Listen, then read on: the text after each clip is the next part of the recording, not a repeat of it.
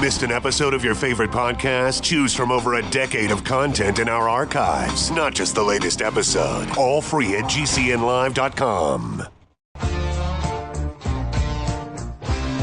This is your call to action. Get prepared, America. Economy, survival, energy, disasters. This is USAPrepares.com. Informative radio, educational radio. Interact now by emailing instructor@USAPrepares.com or text at 434-390-7953. Class, please take your seats. Now, your instructor, Vincent Finelli. Everyone all set, cocked, locked, here we go. Your dial set correctly to USA Prepares. Thank you for being in class today. Jason, thank you for engineering. And you never know, typically broadcasts, when they're terminated, and it's on a Friday, no one ever, tells the broadcaster, this is your last day. That you don't learn that, until Monday. And on Monday, you go to show up and no one knows who you are. Now, I'm not saying that's going to happen. I'm just saying that has happened to me in the past. So today's Friday, my favorite day of the week, because as Lou Cassidy would say, only 2 more work days until Monday. So today is my favorite day of the week. It is Friday. And, today is the day that, broadcasters, the Friday is the day that broadcasters typically, have their last broadcast for the week, and they're gone. Now, I'm not saying that's going to happen. No one's told me that's going to happen. I had no indication it's going to happen. I'm just telling you that industry-wide, that's kind of a practice. I don't think that would be a practice at Genesis Communications Network. Now, there are other networks that don't even wait till Friday and don't even tell you. They just, they just take you off the air, and then you get calls, on another network, and then you find out you've been removed. So that, radio is, I don't know. It's not Genesis Communications Network. I really love Genesis. I think they're fabulous, and I'm so glad that they invited USA Prepares to be on their network. And it's great to be part of that team. So it's just me for hour number 1, tips from the book. And hour number 2, Bert is going to be joining me. Now, normally I don't do this, but, every once in a while I get emails that I think are worth reading. And so this guy has been sending me emails, and a lot of thought goes into these emails. I mean, I have a feeling that this particular individual, and he has I don't even know if it's a he. His name or her name is Terry. Now, Terry could be a male's name or a female's name. Last name Hubert. Terry Hubert. H-U-B-E-R-T. T-E-R-R-Y-H-U-B-E-R-T.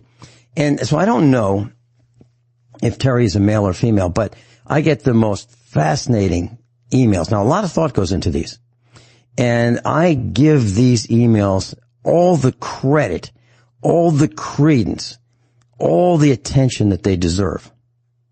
So please bear with me. It's going to take a while for me to read this email, because it's thought-provoking. So the subject is parts of a hitch. That's the subject line of the email. Now, yesterday, Kyle and I talked about trailer hitches, the balls, and all the different parts of the hitches with the names of them. And we talked about how to load a trailer, and we talked about wheel bearings and brakes and axles and substandard parts and what you need to be concerned with if you're on the highways and byways. And there's one in front of you, alongside of you, behind you, how to tell if it's overloaded, etc. And whether the trailer's been loaded properly. So here, I'm going to read the whole email from start to finish. And please bear with me. Quote, lost me there right at the start, period. Boring. That's spelled B-O-O-O-O-O-O-R-R-R-R-R-R-R-R-R-R-I-N-G. End quote. That's the whole email. So, I want to tell the class, if you're writing emails like that to people, how much do you think, how much credit do you think that the person receiving an email like that is going to give you? First of all, it doesn't really tell me why he found it boring. But it told me that that lost me right there at the start. That tells me that he found us not to be entertaining. Now, I imagine that there were some classes that I took in elementary school, middle school, high school, college, and postgraduate that weren't all that entertaining. But I've never gone up to an instructor or a professor and said, you know what, that's pretty boring. So, Terry, my advice to you is if you've got something to say, why don't you make it a complete thought? Unless you being bored is the complete thought. But if you're being bored, you've got three options. There are three controls on your radio, whether it be a computer or some other type of radio. There is a volume control, there's a channel or station selector, and there's an on-off button. And you might want to push all three of them. So, Vincent Finelli and the faculty of USA Prepares is not here to entertain Terry Hubert. So I suggest that if you're bored, go find something that's less boring. This broadcast classroom is a classroom designed to help people better their lives. Now, it's going to take work. You might have to take notes. You might have to pay attention. You might have to take action in order to better your lives. And if you're not willing to do that and you want to be entertained, there are plenty of alternatives for entertainment. And one of them, you can dial into the Beggars Network. That's Beggars Network. And you'll hear every different possible way that they can beg for money. Why don't you try them? You'll learn a lot about how to beg for money. But, if you want to pay attention to that, you're going to have to write notes and say they beg for money this way, that way, and the other way. You can learn a lot about how to beg for money. So, Terry, I suggest that if you're going to write an email to anyone, including Vincent Finelli, that you make it a complete thought, and why don't you come up with a suggestion? Would you please consider broadcasting about this topic or that topic? Okay? How about that? This is a classroom. We are not free speech. This is not an open forum where anything goes. If it were, we'd be talking about the joys of perversion. We'd be like Ellen the Degenerate. We are not. We are not in the entertainment business. We are in the education business. We want to teach things that you have not learned in school. And that would be elementary school, middle school, high school, college, and postgraduate. That's the kind of things we want to talk about. And for example, I was reading an article about the Colonial Pipeline situation and how terrible it is. And gosh, the gas is not going to be returned to normal for weeks. But yet, a few days ago, they said they were going to fire up that pipeline, within days. Now, why is it that the gasoline situation to the consumer is going to be delayed for weeks? Because I told you how fractional distillation works. I told the class that the pipeline's empty. They pumped all the fuel out of it. Gas, jet fuel, diesel, etc. And it's 5,500 miles long. And at 10 miles an hour or 20 miles an hour, it's going to take a long time to fill that pipeline up again. And once it gets full, then the product will start flowing out the spigot into the holding tanks where it can be delivered to tanker trucks that can take the gasoline and diesel, etc., to its ultimate destination, like maybe an airport for jet fuel, like a gas station for gasoline and diesel. So that's why it's going to take a while. Now, are the mainstream media guys telling you that? Of course not. Why? Because they don't know. They don't know. They are just talking heads. And we are not talk radio here at USA Prepares. USA Prepares is do radio, not talk radio. So Terry, if you want to be entertained, you have three options, and I suggest you try all three of them. That's turn us off, Change the dial or turn the volume down, or all three. Or sit up straight and pay attention. How about that? Maybe you'll learn something. Okay. So, if you, if you write me emails and you really expect me to pay attention, you have to do something a little better than what I've seen in this particular email. Now, Terry, I think there is potential for you to rise above this, and I hope that you do. All right, so tips from the book. I've got a whole bunch of things. Typically tax day, the day that the Internal Revenue Service demands that you file your tax return, is typically April 15th of any given year. And they say that the taxes is a voluntary thing, and you don't have to do it. But if you don't do it, if you don't file, there are all kinds of pressures that come down on you. So I don't like paying taxes. Yeah, I only know like one person who does, and he's a guy that lives in Virginia, and that's because he gets all kinds of free stuff, like free ponds, free fences, free things from the government. So he likes paying taxes because he gets way more back than he sends in. Well, in my case, I've talked about taxes over the years, and I've taught you how you can pay less legally and meet the tax code and not cause problems for yourself. You might get audited, but tax day is typically April 15th. Except for this year, it's May 17th because of the corona panic. So the Internal Revenue Service has given you an extension. Now, what do you do? Well, you can do a whole bunch of interesting things.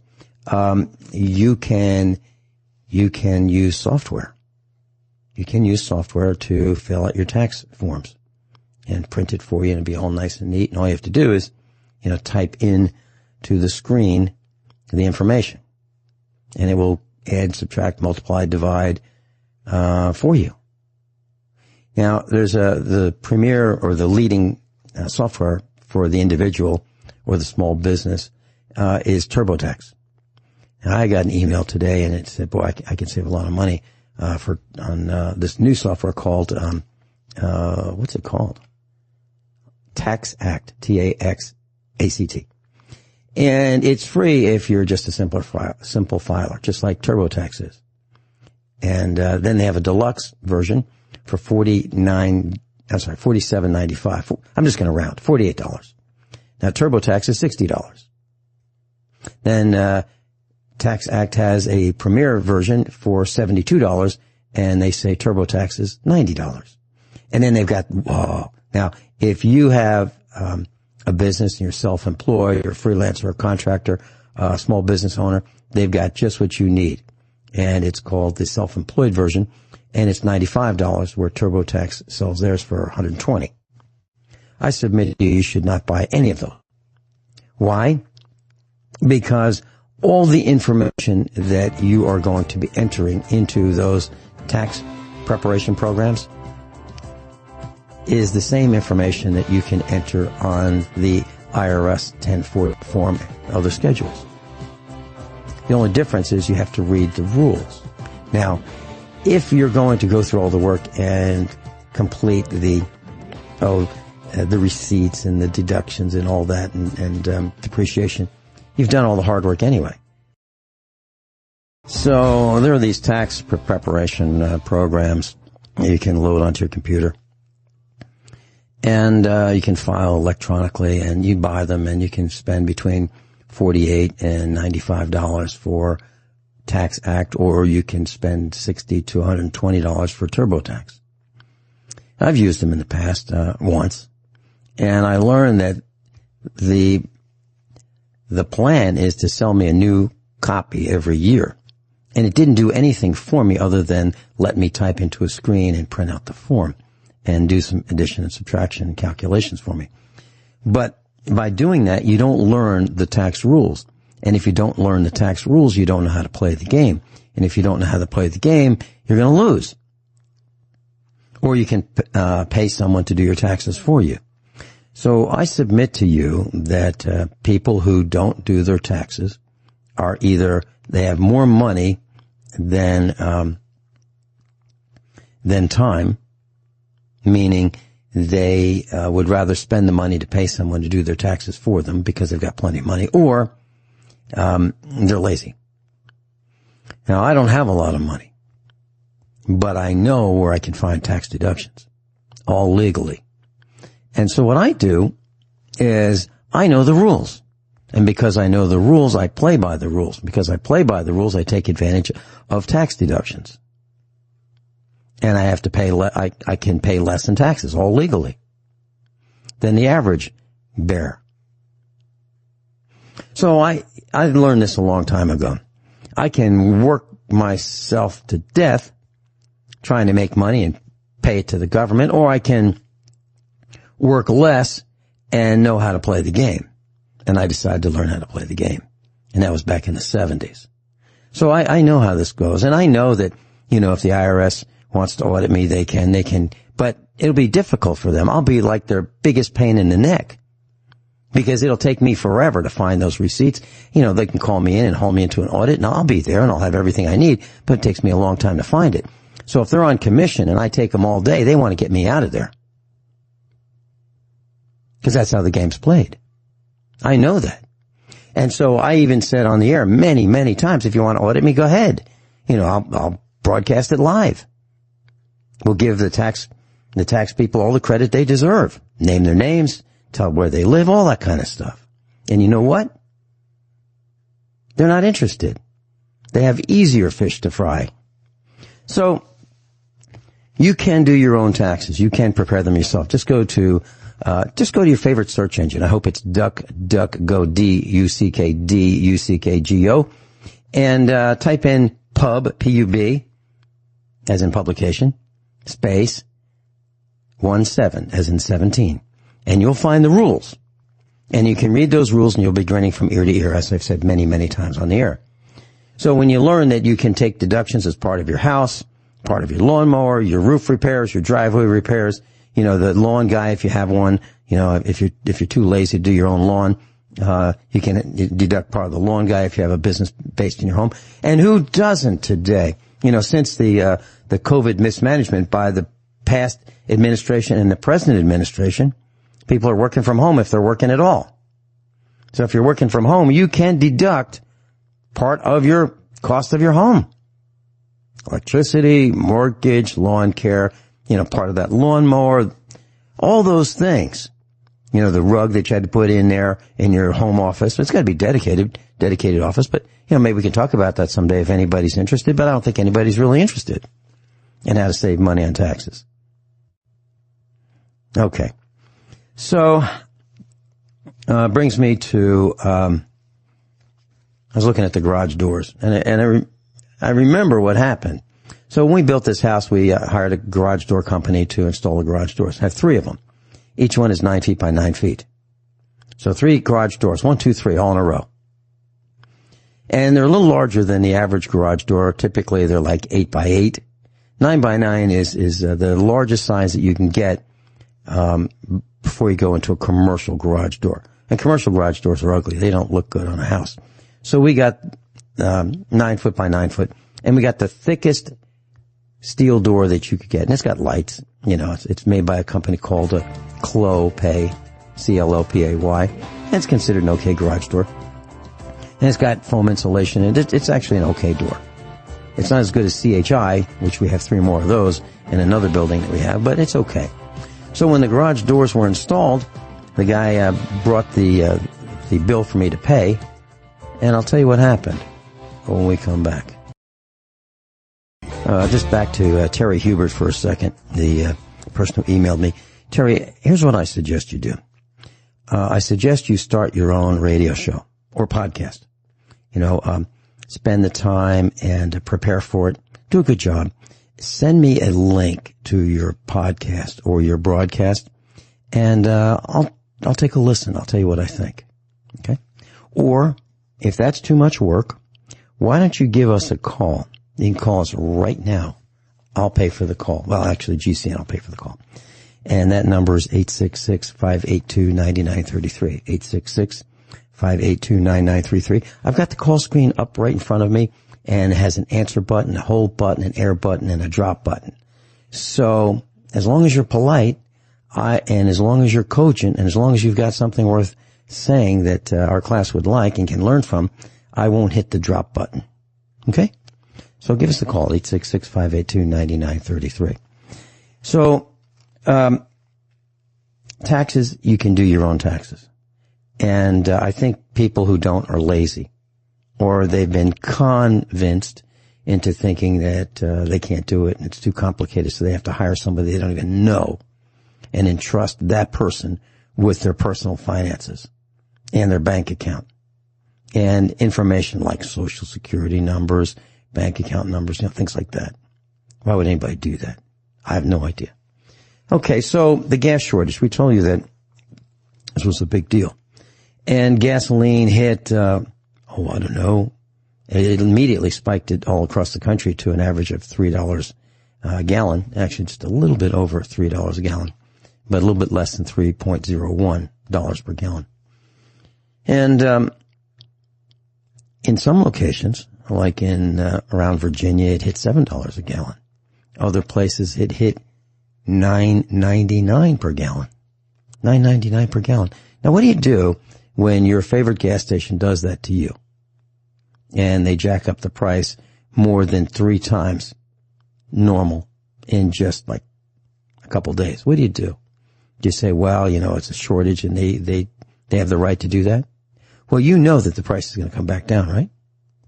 So I'll tell you a little story about what happened to me. Probably close to 10 years ago, I was driving into Springfield, when I used to travel. And probably once a week, go past this one particular gas station. It's located in Niangua, Missouri, Niangua, Mo. And there's only one gas station there. And it's the only gas station for 10 or 15 miles. I was going past there, and it was the evening, and I had my 1994 Chevrolet Blazer. It was a full-size Blazer. They didn't make many. I think they only made about 500 of these. And it's because it's a 6.5-liter turbo diesel. It's kind of rare. And that's why I still have it. And so I was driving on a gravel road, and one of these rocks pierced the tire, and I had a slow leak. And I could feel it as I was driving. Now, I knew it didn't have a leak before I left, because I always walk around the car and I check, make sure the tires are inflated. But I could feel it was getting a little soft and spongy. And so I pulled into this gas station, and they were closed, but they had one of those pumps, air pumps, and you have to pay. Now, I remember being, a child in the 50s and 60s, and air used to be free.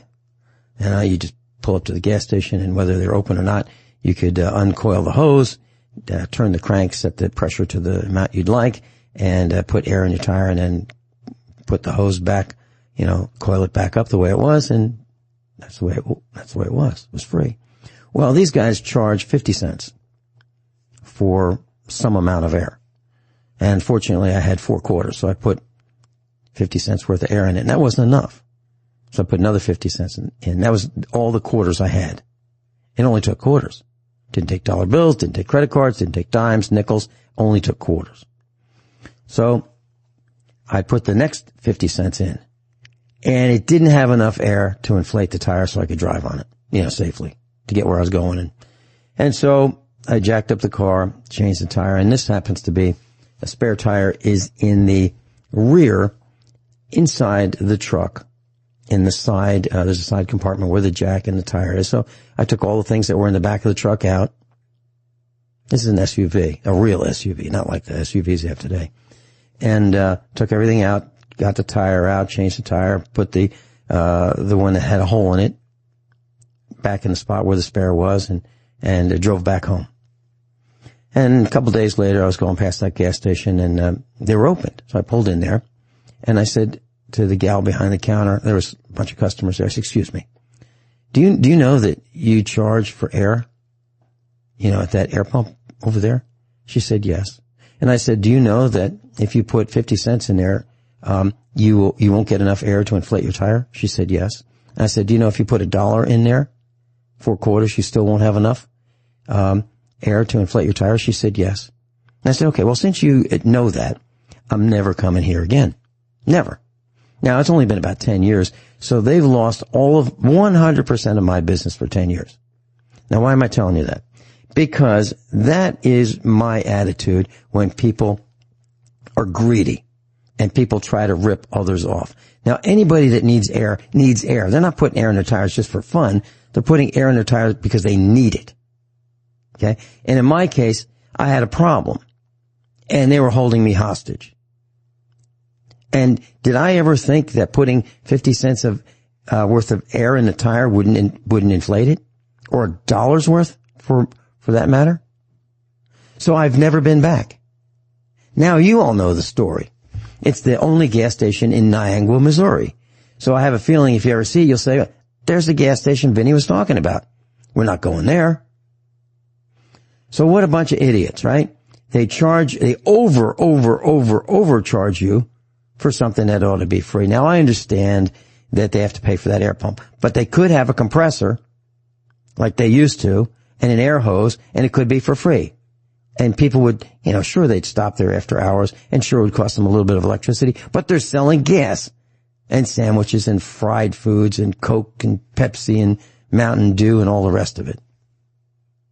So they've lost me as a customer. And that's how I look at these people who have jacked up the prices for gasoline at $9.99 a gallon. Now, why is it $9.99 and not $10.99 or $11.99 or $15.99? Why?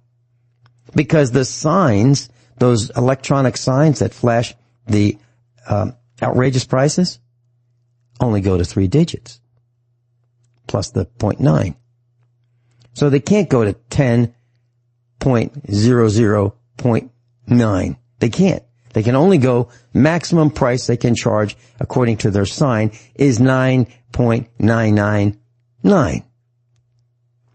Okay, so I've told you about my feeling, and I would never go to those places that have taken advantage of these, temporary emergencies. All right, so now I'm looking at some pictures on the internet, and this is on dailymail.co.uk. And there is this chunky woman, and she's got a silver car, looks like a new car, has dual exhausts, so it must be a fancy car, right? Dual exhaust, current style, the latest ugly car, and she's got her trunk open, and she's got one of those totes. Now, this is the kind of thing that you'd put, shirts in. It's one of those storage totes. You take the lid off, the kind that the Chinese factory outlet sells, and she's filling it up with gasoline. I can guarantee you, the second that she gets that, first of all, she probably won't be able to lift it. She fills it up. She's probably not smart enough to realize that she won't be able to lift it and put it in. She's gonna spill gasoline out between the lid and the container. This thing probably holds, I'm thinking, 15 or 20 gallons. There's the seal around the top of this container is not a good seal. It's not airtight. This thing is going to smell all the way home. And if she is dumb enough to light up her cigarette, she's going to have an explosion. And we won't find her. Do you know that if you take 1 drop of gasoline, and do not do this, class, do not do this. If you take 1 drop of gasoline, and if you were able to put it in a paint can, a 1-gallon paint can, and you had a little tiny hole in the side of it, you volatilized that, shook it around, 1 drop. And if you had a long pole, like 20 feet long, and you had a match on the end of it, and you brought that match toward that hole, that volatilized 1 drop of gasoline will send that paint can 20 feet in the air. 1 drop. This gal is working with, I don't know, looks like she's got at least 6 gallons in there already, and she's still bent over putting more in. Who would do something as stupid as that? Well, obviously this gal would. Now, if you look at these other pictures, there are similarly brilliant people, all ages, white-haired, silvered-haired, and they're filling their containers. There's a guy that has, let me see, I'm just counting. He's got his trunk open, 1, 2, 3, 4, 5, 6, 7, 8, 10, 11, 12, like over 12 gas cans, and they're going in his trunk. You have to be stupid to put a gas can in the trunk of your car. Because if you're in an accident, you've got enough fuel to burn your car and you and everyone in it with one gas can, for sure. By the way, that's why some people drive diesel vehicles. Because diesel, if you're in a crash, the vehicle won't explode like it will with gas. Because diesel has a it's much less volatile.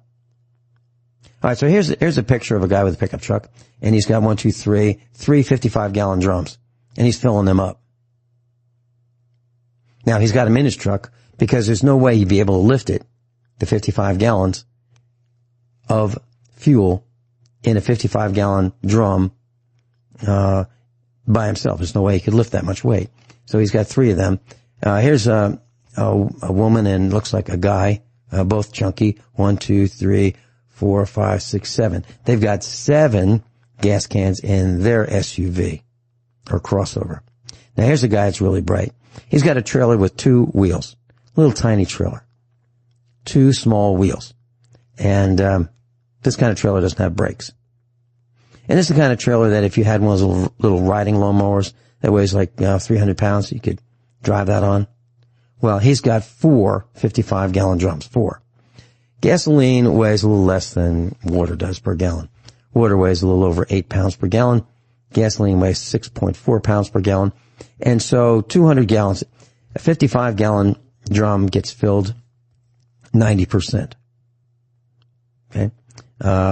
Roughly, you put about 50 gallons in a 55-gallon drum because you need some airspace for the fuel to expand. Otherwise, it'll burst the tank when it gets hot, if it's sealed, tightly sealed.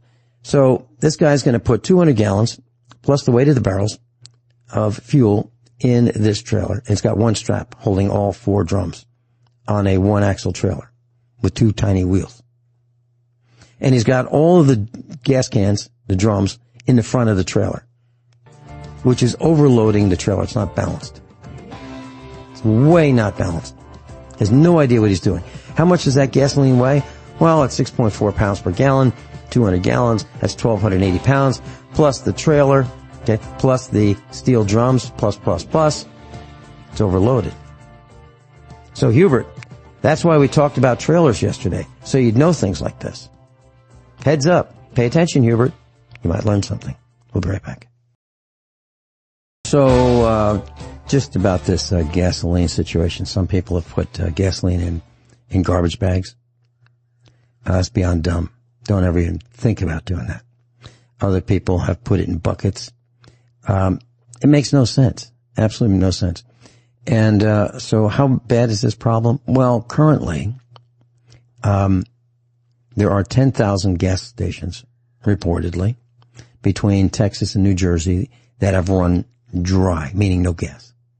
And others are experiencing shortages. And it says now, and this is Daily Mail, it says it could take 2 weeks for supplies to get back to normal. It could also take a month. So, this gasoline shortage, I remember this. You know, I remember 1973, 74 with the Arab oil embargo. That's how Mark Twain pronounced it, Arab, A-R-A-B, or Arab, as we pronounce it. I mentioned the garage doors. So our house has 3 garage doors, 9 feet by 9 feet, and we had them installed by a company that specializes in garage doors. And they are Clopay, C-L-O-P-A-Y brand. It's a common brand. And once they were installed, the guy that installed them handed me the keys to the garage door locks, and he handed me the bill that he was expecting me to write a check for right then and there. So I said, sure, I'll be glad to pay you. And I looked at the keys, and I noticed that each set of 2 keys was different. So each lock was different. So one key didn't fit all 3 garage doors. So if I were going to carry a set of keys, I'd have to have 1 key for each garage door. 3 keys.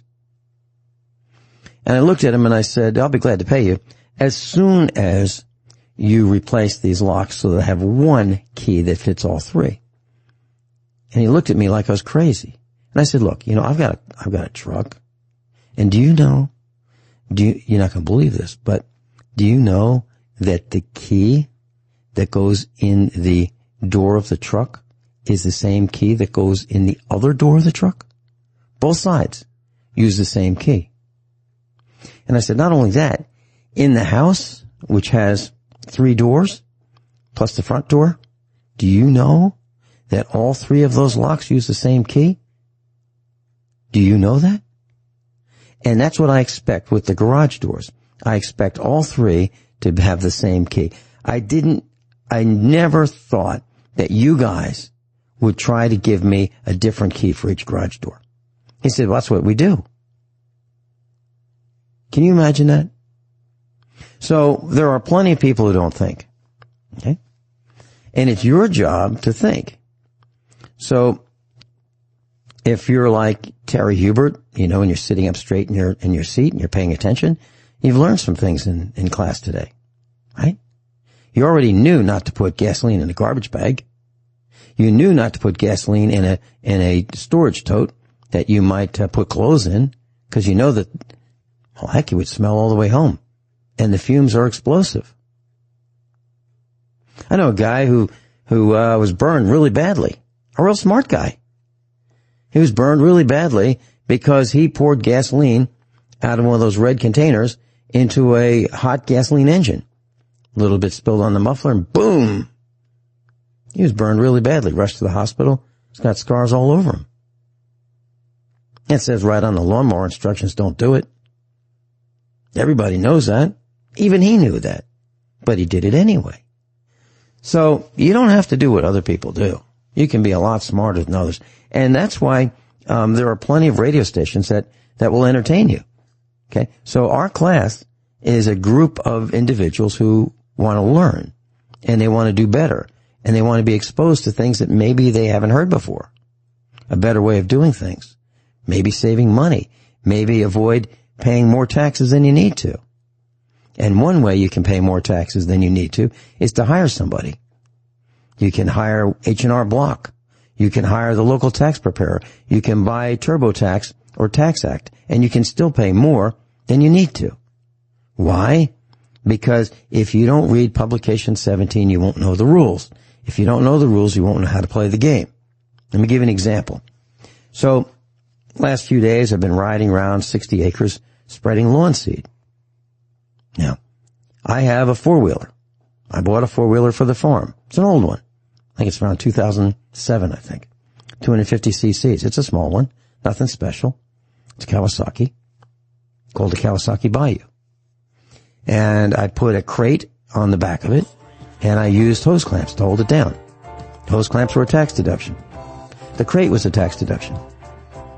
The 4-wheeler was a tax deduction.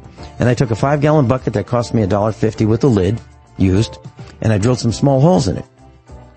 The drill's a tax deduction, and the drill bits are a tax deduction. And I bought clover seed. I put it in the bucket, and I rode round and round and round and round and round, spreading clover seed. The clover seed was a tax deduction. My blue jeans are a tax deduction.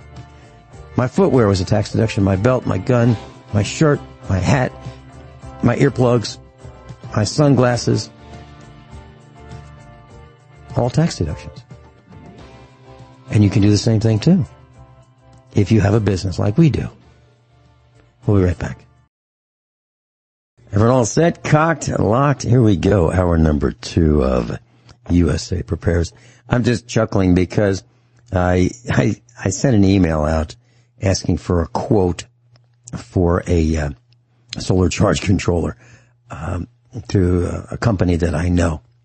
And the price that they came back with was ridiculously high. And the shipping was high. They wanted roughly $715 for a solar charge controller, delivered to me. I'm going to send them an email back saying, no. Thanks anyway. This hour we're going to be talking about cybersecurity and the Colonial Pipeline hack. Bert's with us. Welcome, Bert.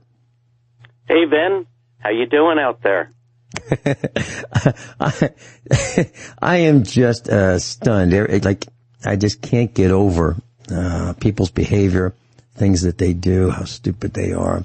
You know, like putting gasoline in a garbage bag and putting it in the trunk of a car, or putting gasoline in one of those storage totes that, you know, you might put under your bed or in your closet for clothing, and just, you know, driving home with that. I mean, it's just the dumbest things I've seen in quite a long time. But there's no limit to stupidity. I think it's infinite. I think even Albert Einstein said that stupidity is infinite. You know, I even heard of some vehicles catching fire after doing that. I mean, really, you know, I mentioned that one drop, and don't do this, class, one drop of gasoline in one of those steel paint cans, you know, if you have one, a lid, and you put one drop in it, and you have a little hole in the side, you put just one drop of gasoline, you shake that can back and forth, and you fully volatilize that gasoline. If you had a match on a 20-foot pole and you approach that little hole, that can would shoot up 20 feet in the air with one drop. So these people are putting, you know, 4, 5, 6, 10 gallons of gasoline in garbage bags. I mean, what are they thinking? What are they thinking? And so that brings us to the point what about these cybersecurity hackers who have done this? What about that grandmother who has to go to dialysis, you know, every couple of days, and she can't get there because they don't have gasoline? What about the people who have died because of this? You know, the penalty should be really severe. Like drawing and quartering, public execution, public hanging. Well, there's no question that the person was, you know, executed. You know, not like a lethal injection where they can fake it. I'm talking about gallows on the public square. Back to you. Well, unfortunately, the hackers were in Russia. But, I want to get into what actually happened in a second, but can I just say that best indications are the real run on the gas was not because of the pipeline shutting down. It was because of everybody immediately going to fill their tanks up. And that's caused more damage than the pipeline shut down. Well, and we discussed that a little bit in hour number 1. There's a guy with a little trailer, a small trailer with 4 55-gallon drums, and he's filling them up. Other people had plastic 300-gallon totes that they were filling up. Other people were filling up, 12 5-gallon cans, those red cans with gasoline. I mean, gosh, I understand having gasoline on hand. We do at the farm. But if everybody does that, that will cause a panic. But who's going to be the first one to say, nah, you know what, I'm just not going to, I have a quarter of a tank, I'll leave it like that, that's okay. Who's going to be the first one to do that? And what's happened is gasoline hit $9.99 because it can't go to $10 because the signs, those new electronic signs, don't go to $10 yet. So what they'll have to do is say, you know what, it's $10 per, not gallon, but per quart. I mean, that's what they'd have to do. Please continue. Yeah. And by the way, we talk about electric cars, obviously having, I think the best thing is a plug-in hybrid where I have 2 vehicles that have 2 gas tanks. One's for electricity and one is for gasoline. And if one or the other shuts down, I still have the other one. Really, I think that's the best way to go. But let's talk about what actually happened on the Colonial Pipeline, because I think there's a lot of misinformation.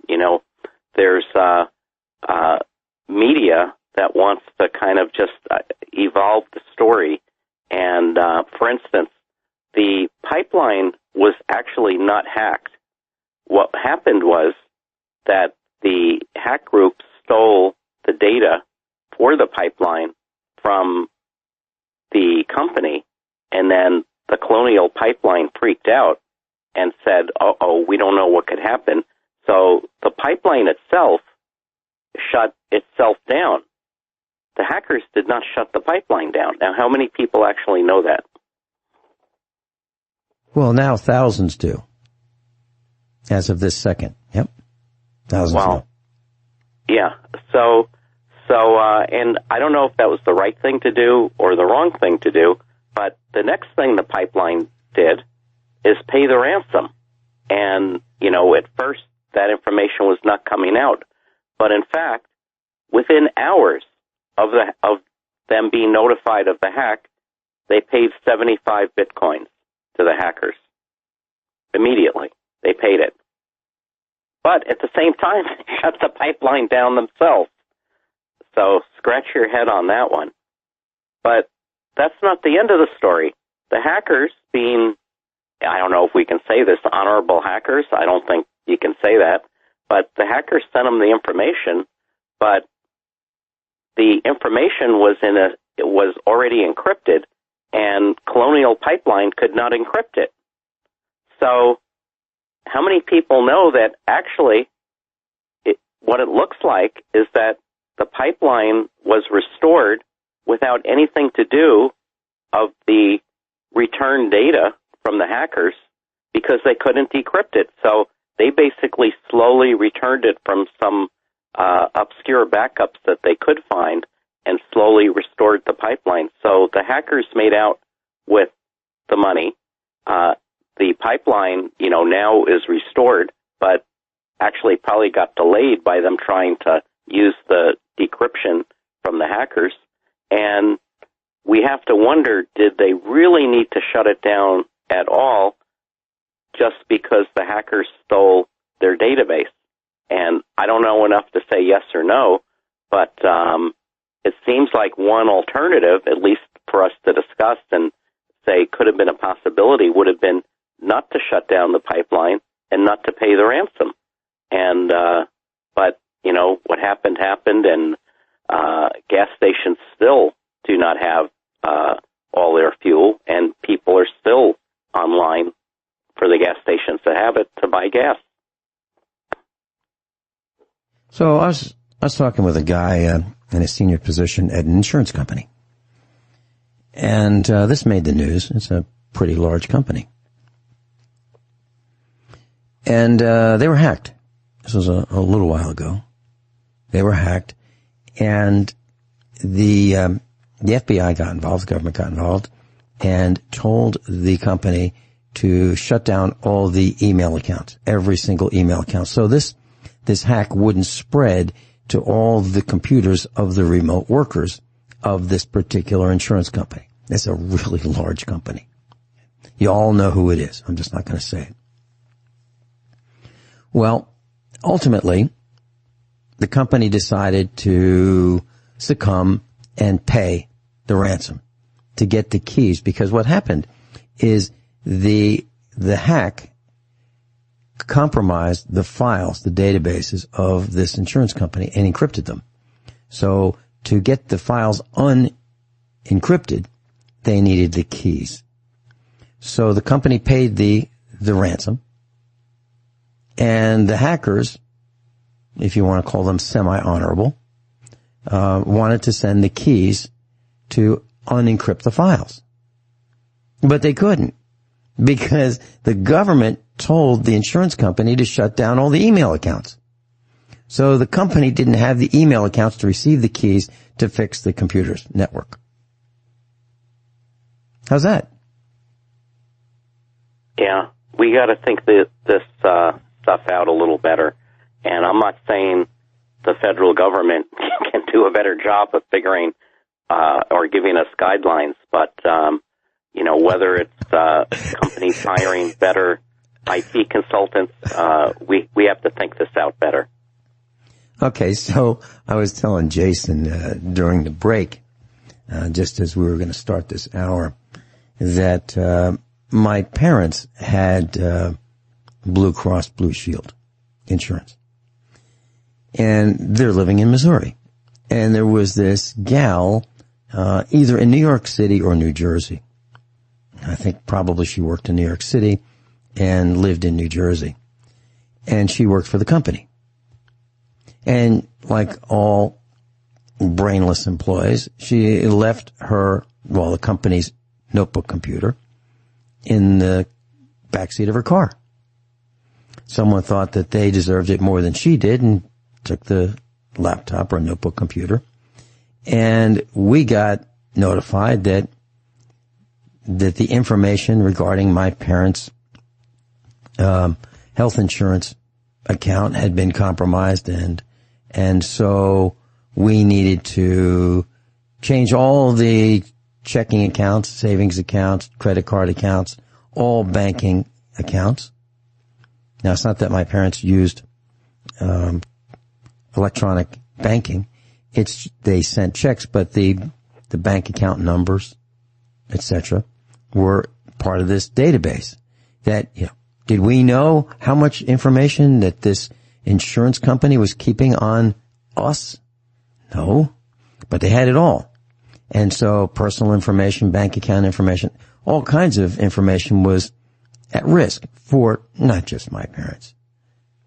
Tens of thousands of customers, at least, maybe in the hundreds of thousands, all on this notebook/laptop computer that this moron was careless with. Now, why is that information allowed to be in the backseat of a car in the first place? Why? So that would be the fault of the CEO who hires the IT director or IT vice president, and who hires the IT staff, who writes the policy for how data and information is to be handled and protected. So it starts with the president, and he or she is hired by the board of directors. So it starts at the very top and filters down, and we've got morons everywhere. And the problem is that we are tied to the electronic network. Gas stations order their fuel online through the internet or private network. I mean, everything goes through the internet. Yeah. What we buy. Let's talk about that.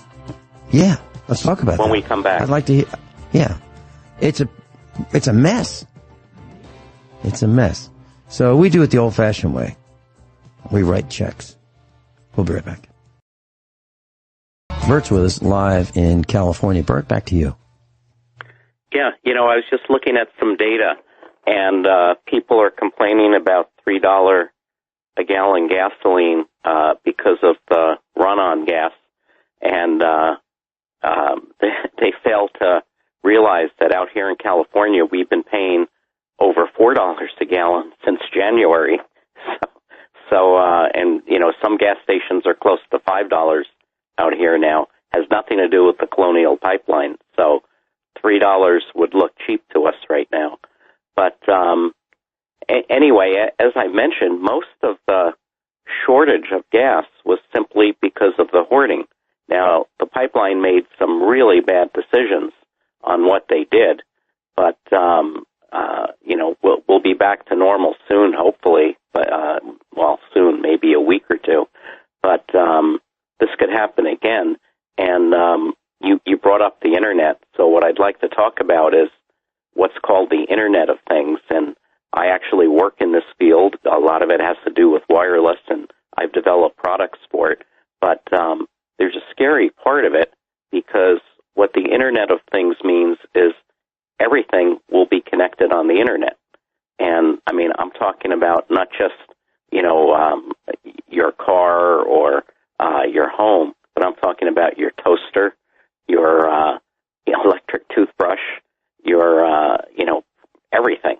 And I just don't believe there's enough security around how things are being done right now for what's called Internet of Things.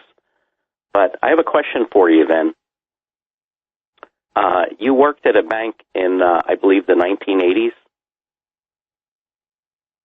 Yeah, I worked for actually 3 of the largest credit card banks in the country. Yeah, I was their dreamer. Okay, and you probably, given, you know, you had a background in technology and computers and finance, you probably got a little bit on the security side, and I'm guessing there, but there was no such thing as the Internet then, was there? Well, the Internet was brand new. One of the things that we pioneered was letting people apply for a credit card online. That was one thing. But we only got maybe 20 applications a week. But it was brand new back then. Brand new. Yeah. So basically your bank account was not connected to the Internet. Your stock market account was not connected to the Internet. Your financial, resources were not connected to the Internet. It all is now. And I get it. It's got to be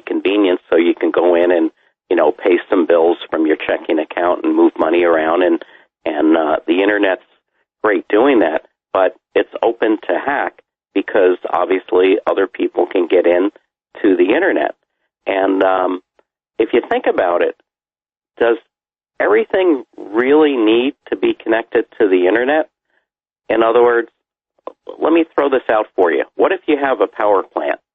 And it doesn't have to be nuclear, any type of power plant. Obviously, critical infrastructure. There's controls. There's usually, depending on how big a power plant it is, there's a control room with people in it. Some are fairly automated, might only be one person in it. Some, like a nuclear power plant, there's a whole crew in there. But why does that plant need to be connected to the internet?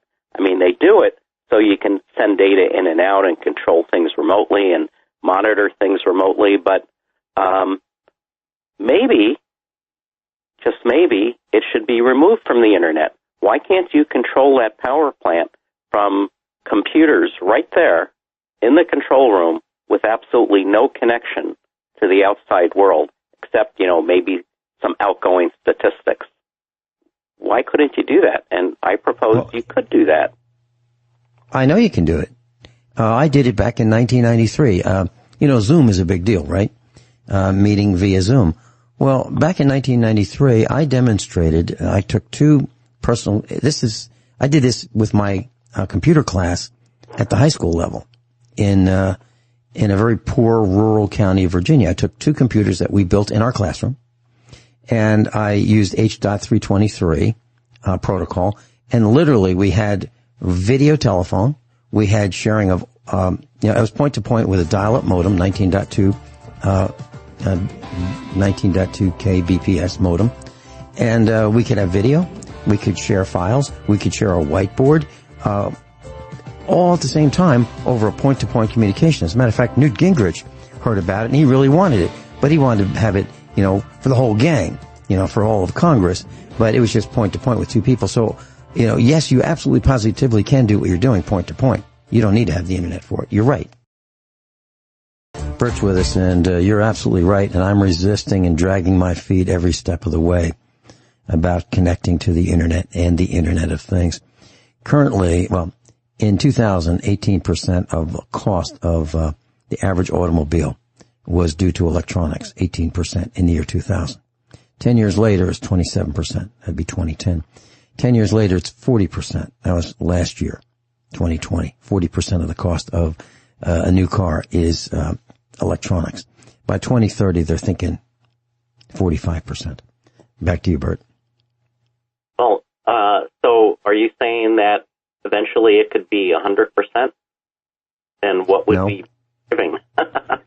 No, they still have to have a seat, and they still have to have doors, and maybe a windshield, but, and some, gaskets and tires. But, no, I gotta tell you, it's really crazy, because if you look under the hood of a vehicle, and that's where most of the heat is. I mean, next to the catalytic converter, under the hood is the hottest part of a car.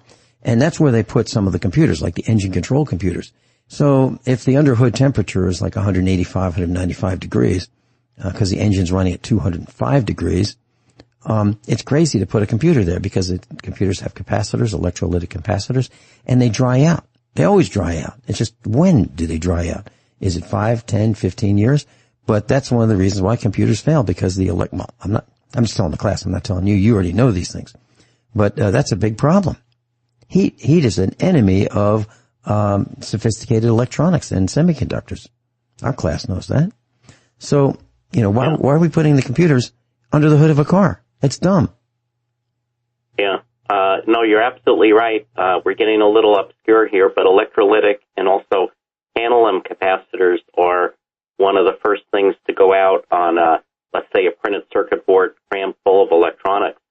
In fact, I was affected by that because several years ago, General Electric refrigerators had their motherboards manufactured in China to save costs, and the Chinese were making these tantalum capacitors that were notoriously contaminated and not built to the right quality standard, and the tantalums would fail, and hundreds of thousands of refrigerators basically shut down because basically bad tantalum capacitors.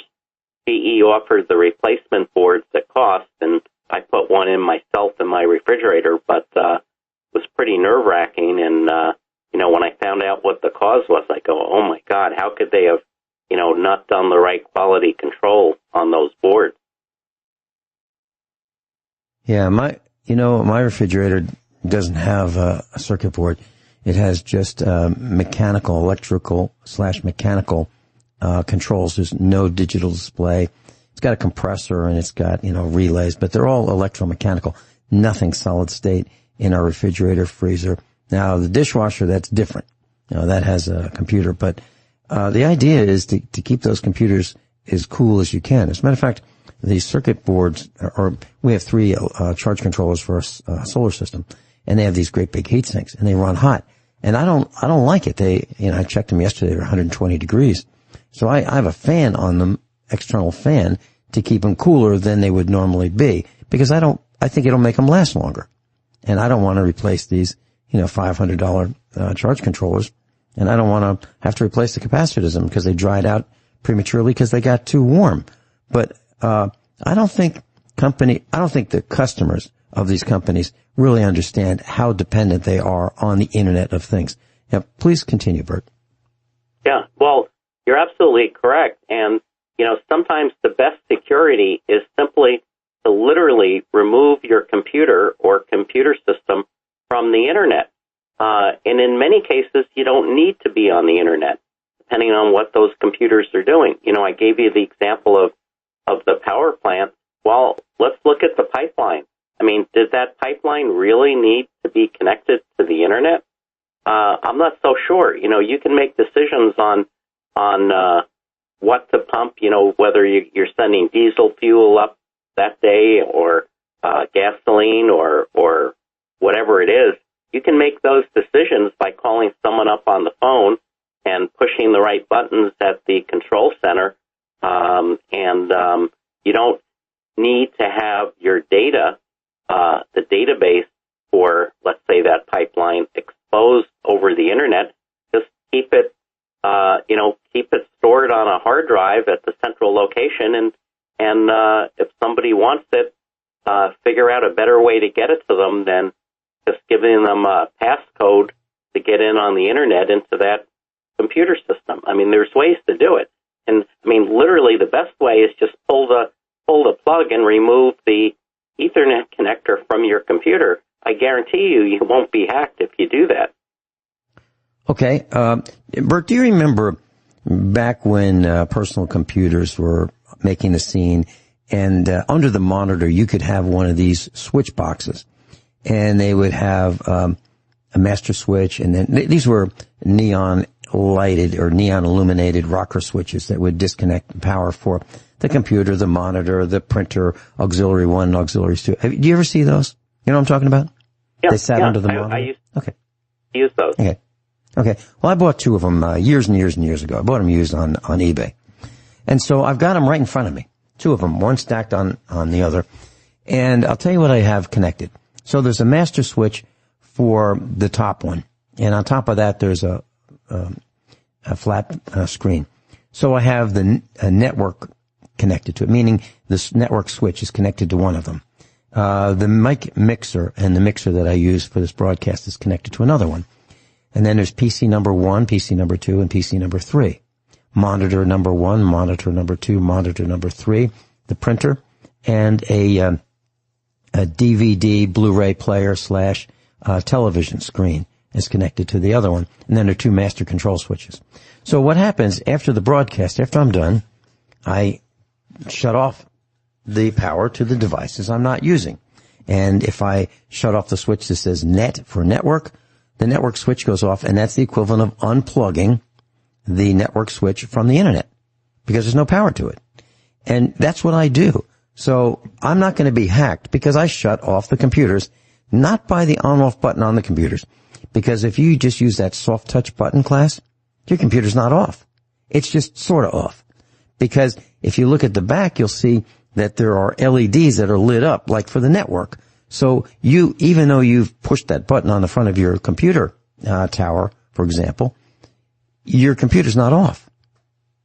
It's sort of off. It's probably like 95% off. Bert, is that correct or what?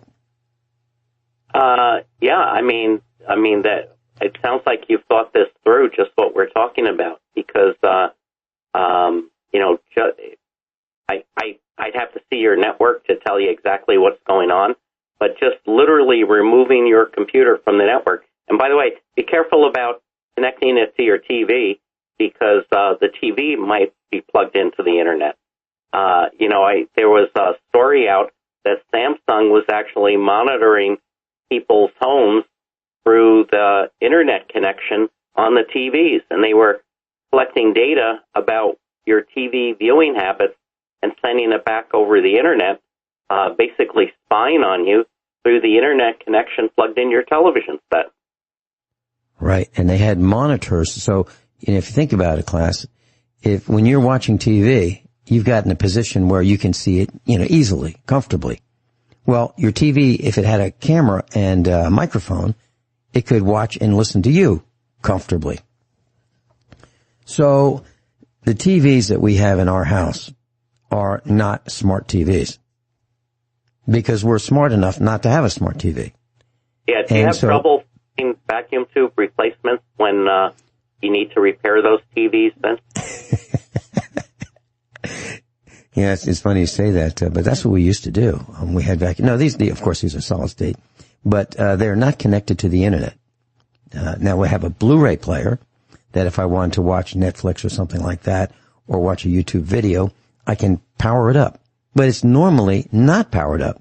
So if I don't want it to be powered up, it's not. And so the TV itself is not connected to the internet.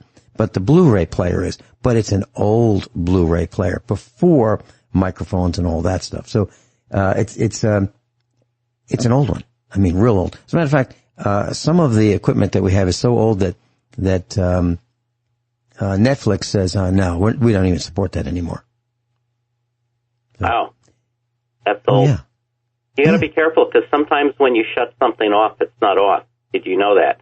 I mean, because you turn the power switch off, there could still be things going on. Best example is our satellite receivers. I know when I turn off my DirecTV satellite receiver, it's actually still on. There's still things going on inside that box that it's doing. So, what you think is off is really standby, in a sense. Yeah, and that's what I was saying. That's why I have these two switch boxes, and I think they're called computer power centers or power controls or computer switches. And they have the old-fashioned switches, rocker switches that have neon lights inside them. And they're so old that some of the neon light bulbs are burned out in the switches. So you turn a switch on, the light lights up on that switch. So some of these are, blinking because they're barely still working. So I bought neon replacements so I can take the switches apart and put new neon bulbs in them. But anyway, we've got them all over the house. For all of our electronic equipment, we have switches so that we can just hit a button and we can shut it off, because I don't want to be spied on. Some people say, well, they're not going to hear anything. Well, I don't care whether someone's not doing anything wrong or not. It's none of Samsung's business what's going on in the living room, the kitchen, the dining room, or, the den with that TV. It's none of their business. And who do they think they are? Who do they think they are spying on us? And I resent the fact that, refrigerators are connected wirelessly to some people's houses. And so they can, how many times did that door open? What is the temperature? They can tell when you're home based on when you open the refrigerator door or not, right? If you're not home, you don't open it, right? Yeah. In California, they're working on connecting your power in your home, and specifically air conditioners, to the internet, so that if there's a power crisis, which we sadly have too often here, the power company, really the government, can shut down part or all of the electricity in your home remotely. Yeah, and I was thinking about, also the Internet of Things. So we have these self-driving cars. Well, what happens if you're driving one of these self-driving cars and it's connected to the internet or satellite or, G5, and you're going down the road and the police department says, no, we need to arrest him. And so they just tell the car to drive over to the police station. Lock your doors, lock you in, and drive you over to the police station. So you can have your car deliver you to the police station, and it could be just on some clerk could be having fun and on a lark. Just say, well, let's bring him over. Let's have some fun with him. It's not going to happen to me because my cars aren't that smart, and neither are our trucks. Yeah. And neither's our refrigerator and freezer and the rest of it.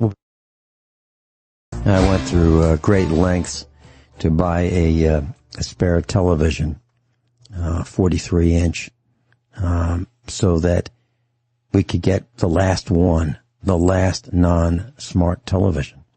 And that's what we have. And, Bert, you're talking about the Internet of Things, and I was thinking, so what's on the list? Well, I guess the Internet of Things could include a hot water heater, of course, the air conditioning system, the heating system, a hot tub. We don't have one of those. A dishwasher, television set, satellite TV, a clothes washer, a clothes dryer, the vacuum, central vacuum system, the security system, the computers.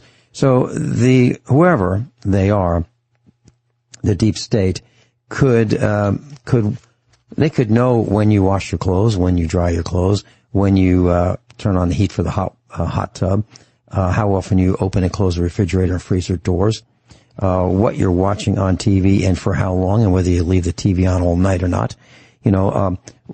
When you get up in the morning, you mentioned the electric toothbrush, the toaster. I mean, frankly, it's nobody's business what you put in your toaster and when you use it. Back to you. Yeah, Vince, you forgot probably an even more critical area. That would be medical and healthcare.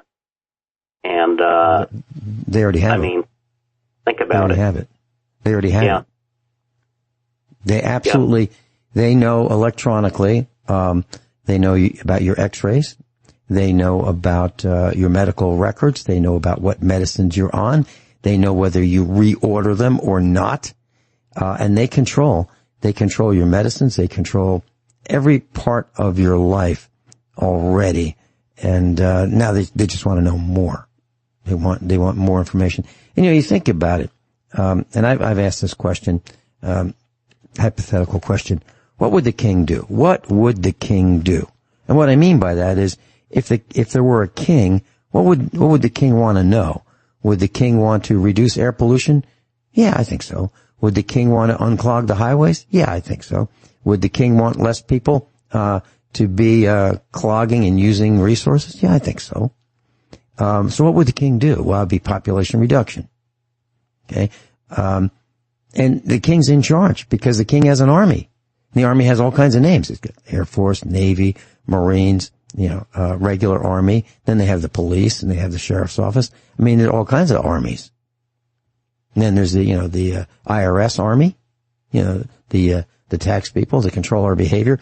And so, Bert, I've done some things I'm not happy with. I'm not proud of. I built one of the first systems, press 1, press 2 on your telephone, automated response systems back in the 80s. I thought it was great. I did it for the bank, so you could call up and get your bank account information. It was great. And now I hate it. I patted myself on the back. Wow, what a great job. And then I thought, this is terrible. This is really terrible. And it is terrible, and I hate those things. I hate those voice prompt systems. I'd rather talk to a person. But now we don't have people that are smart enough to answer the phone and help you. Any comments? Remember what George Carlin said about the average person? He said, I've been traveling all around the country, and I got to meet so many people, and what amazes me is how dumb the average person is. And then he went on and said, but then I started thinking about it, and it occurred to me that that's nothing. What really is disturbing is that half the people are even dumber than the average person. Right. Of course, he should have said median, but we don't want to be mathematicians. Yeah, no. The message is that it's amazing how dumb the average person is, and half are dumber than that. And, and for the most part, he's right. He's absolutely right. And they are dumb, like the people who put gasoline in garbage bags, like the people who put gasoline in laundry totes. I mean, really. And these are people that are driving expensive brand new cars. How is that possible? I mean, I drive an antique truck and I know enough not to do that. And Bert, I was thinking about when you were talking about the air conditioning, it can be turned off remotely by the corrupt state of California. Well, when they get to the point where they look at your battery in your electric vehicle.